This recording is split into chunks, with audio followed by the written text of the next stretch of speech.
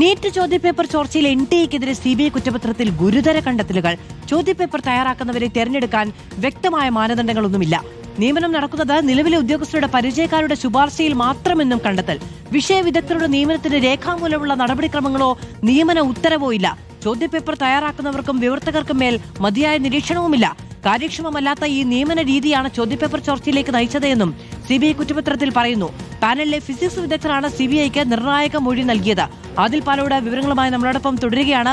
അതിൽ കണ്ണിൽ കണ്ടവരെയൊക്കെ നിയമിക്കുക, അവർ പറയുന്ന എന്തെങ്കിലുമൊക്കെ ചോദ്യങ്ങളുടെ അടിസ്ഥാനത്തിൽ ചോദ്യപേപ്പർ തയ്യാറാക്കുക എന്ന് പറയുന്നത് രാജ്യത്തെ ഏറ്റവും പ്രസ്റ്റീജിയസ് ആയ ഒരു മത്സര പരീക്ഷയെക്കുറിച്ചാണ്.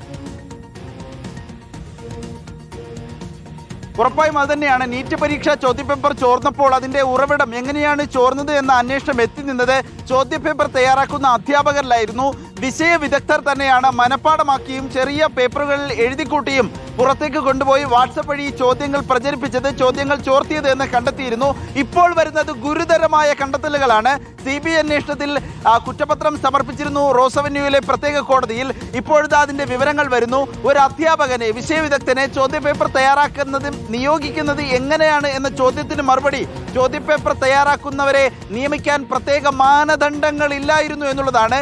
നീറ്റ് പോലുള്ള ഇത്രയും പ്രധാനപ്പെട്ട, രാജ്യത്ത് അത്രയും ശ്രദ്ധിക്കപ്പെടുന്ന ലക്ഷക്കണക്കിന് വിദ്യാർത്ഥികൾ പരീക്ഷ എഴുതുന്ന ഒരു പരീക്ഷയെക്കുറിച്ചാണ് ഈ വിധത്തിലുള്ള വിവരങ്ങൾ പുറത്തു വരുന്നത്. നിയമനം നടക്കുന്നത് നിലവിലെ അധ്യാപകരുടെ പരിചയക്കാരുടെയും ഒക്കെ ശുപാർശയിലാണ് എന്നുള്ള വാർത്തകൾ വരുന്നു. പൂനെയിലെ കെമിസ്ട്രി അധ്യാപകയുടെ ശുപാർശയിൽ മാത്രം 40-ലധികം പേരെ ഇങ്ങനെ നിയമിച്ചിട്ടുണ്ട്. പ്രത്യേകിച്ച് ചോദ്യങ്ങൾ വിവർത്തനം ചെയ്യുന്നതിനും മറ്റുമായി പ്രത്യേകമായ ആളുകളെ നിയമിക്കാറുണ്ട്.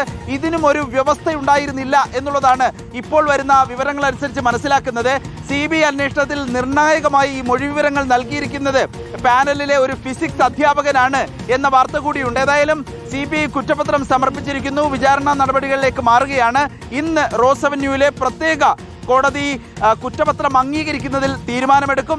ഏതായാലും വിഷയം ഗൗരവം തന്നെയാണ്. സർക്കാരിന്റെ ഭാഗത്ത് നിന്ന്, നാഷണൽ ടെസ്റ്റിംഗ് ഏജൻസിയുടെ ഭാഗത്ത് നിന്ന് ഗുരുതരമായ വീഴ്ച ഇക്കാര്യത്തിൽ വന്നിട്ടുണ്ട് എന്ന് വേണം അനുമാനിക്കാൻ ഈ അന്വേഷണത്തിൽ നിന്നും. മാധു, ആദിൽ പാലോടാണ് വിവരങ്ങൾ നൽകിയത്. നീറ്റ് പരീക്ഷ നടത്തിപ്പുമായി ബന്ധപ്പെട്ടാണ് ഇപ്പോൾ സിബിഐയുടെ കുറ്റപത്രത്തിൽ വളരെ രൂക്ഷമായ കാര്യങ്ങളൊക്കെ കണ്ടെത്തിയിരിക്കുന്നത്.